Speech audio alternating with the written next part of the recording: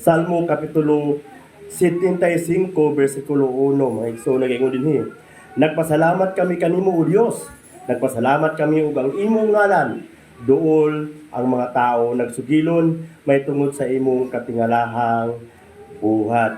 Mga igsoon, magpasalamat ta sa Ginoo tungod sa iyang mga katingalahan nga mga buhat nga iyang paabot sa ato ang mga kinabuhi, iyang ipadayag sa tatag sa ato mga kinabuhi. Karon may igsoon, ako sa pasalamatan gamito nato ang atong mga kamot sa pagpalakpak sa pagdayeg ng buhay nga Dios. Hallelujah. Kapasalamat.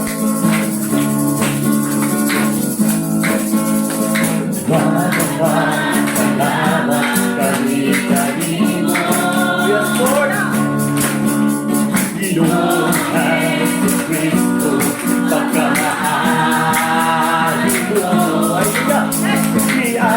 Aming kalibutan, aron kaniman kaliwasan, agayan kaga, pasilog ka. Silog ka ba yan, Lord? Silog ka ba ang kaan mo? Silog ka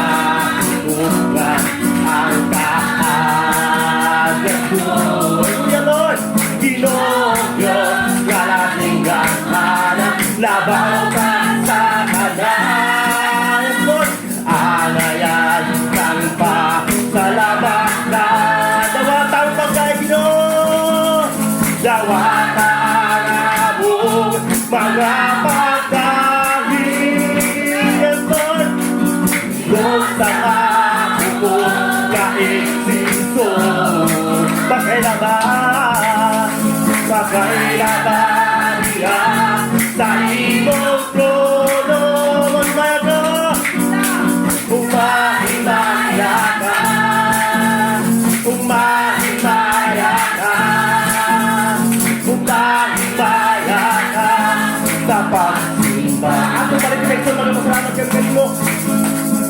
Magpasalamat kami kanino. Yes, Lord.